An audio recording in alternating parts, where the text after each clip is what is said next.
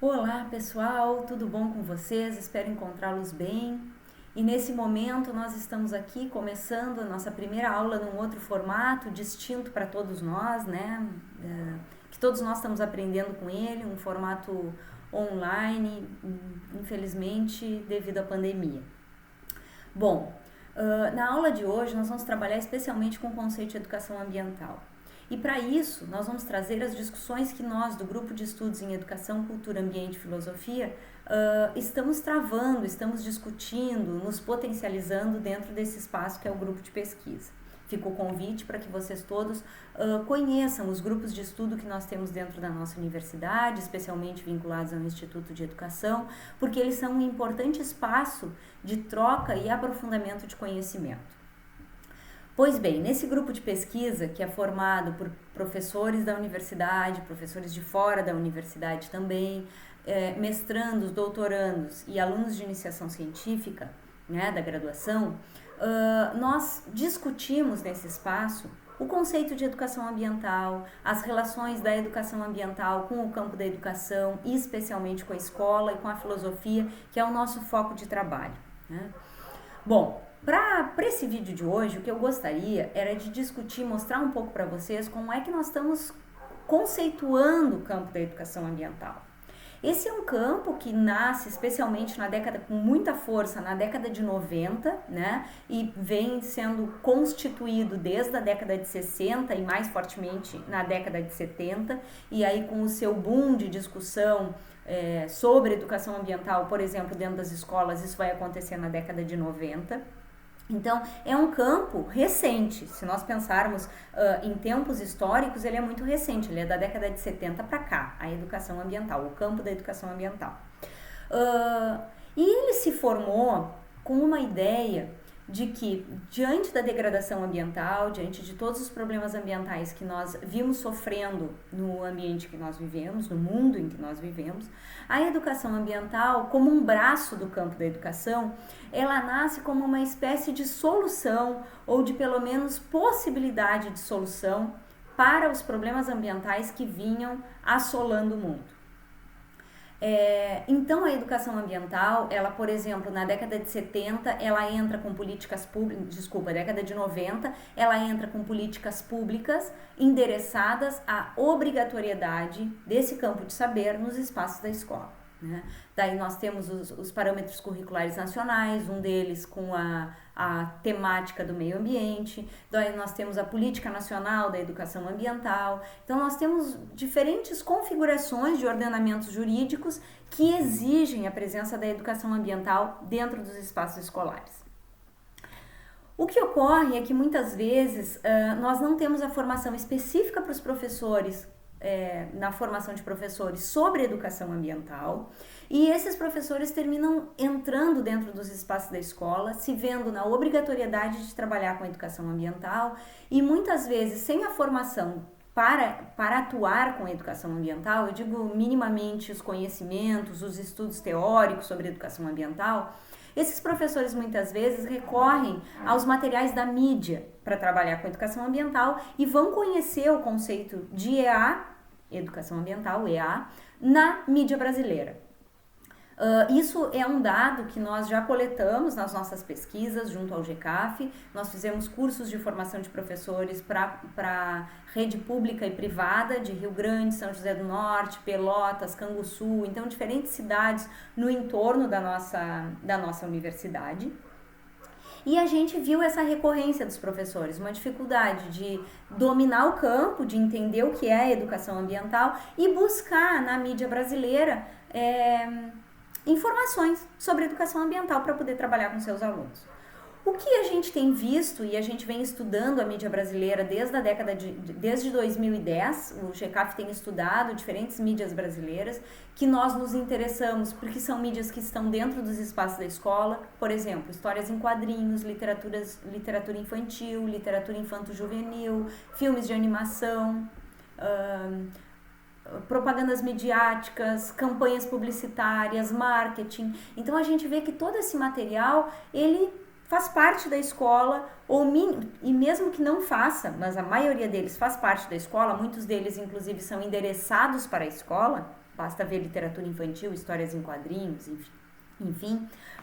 Mas mesmo que eles não sejam endereçados para a escola, eles fazem parte do ambiente da escola, porque todos esses alunos e professores assistem televisão, ligam o rádio, veem a internet. Então essas mídias, elas são pulverizadas na nossa sociedade e invadem o espaço da escola. O que nós terminamos vendo dentro desse espaço da mídia brasileira? Uma visão de terror e medo pela perda do planeta, é uma das marcas que nós temos, de que se nós não cuidarmos do ambiente, nós não vamos ter esse mundo para viver, né? Vocês vão ver em seguida, nós temos um PowerPoint aí na aula de hoje em que vai mostrar essas mídias e vai mostrar como elas funcionam, né?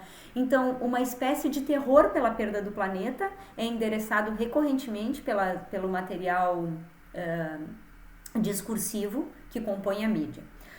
Uma outra questão é do antropocentrismo, né? Uma visão parece até paradoxal. O homem é colocado o humano de modo geral, ele é colocado nessas reportagens, nesses materiais midiáticos, como aqueles que destruíram o ambiente, né? Nós degradamos o ambiente no qual a gente vive, mas ao mesmo tempo que esse humano ele é posicionado como aquele que acabou com o ambiente, ele também é posicionado como aquele que pode salvar o seu ambiente, que pode conseguir dar conta de reverter a crise ambiental que nós vivemos. Somente nós, humanos, poderemos reverter aquilo que nós mesmos criamos. Então é uma espécie de paradoxo que existe aí, porque o homem é tanto aquele que pode salvar, tanto aquele que acaba com a natureza, quanto aquele que pode salvar a natureza.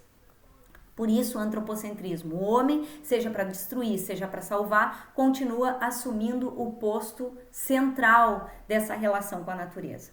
A gente se apartou da natureza, né? Nós tivemos uma divisão muito clara desde o nascimento da ciência de que a natureza era o nosso elemento, o nosso objeto de pesquisa e que precisava ser desbravado. Foi assim que nós tivemos o nascimento da ciência e com isso, desde o seu nascimento lá no século XVII, nós vimos cada vez mais desbravando o mundo que nós vivemos e com isso o ambiente que nós compartilhamos.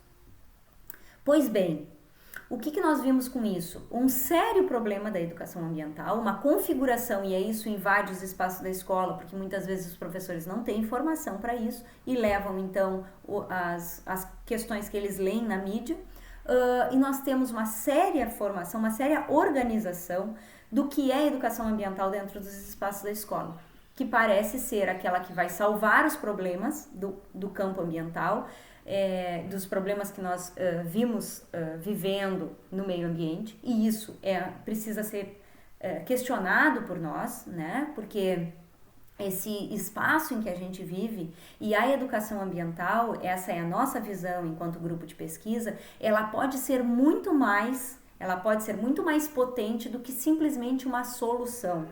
Porque quando nós acreditamos numa solução, nós criamos um problema e uma resolução para ela. E com isso, a gente termina limitando o nosso modo de enxergar os problemas que nós vivemos, porque nós já temos uma solução para ela. No caso aqui, a educação ambiental.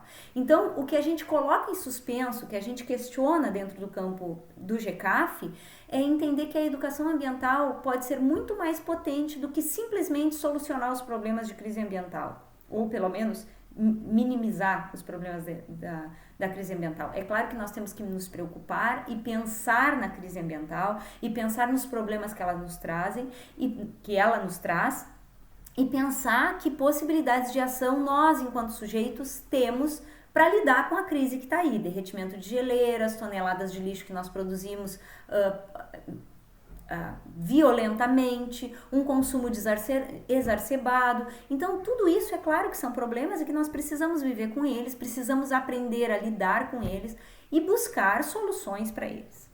Mas no momento em que nós colocamos a educação ambiental somente como uma solução, eu limito a educação ambiental e crio apenas a educação ambiental enquanto solução e outras educações ambientais possíveis que podem potencializar a nossa relação com a natureza, elas terminam sendo extirpadas de uma relação que é simplesmente de solução.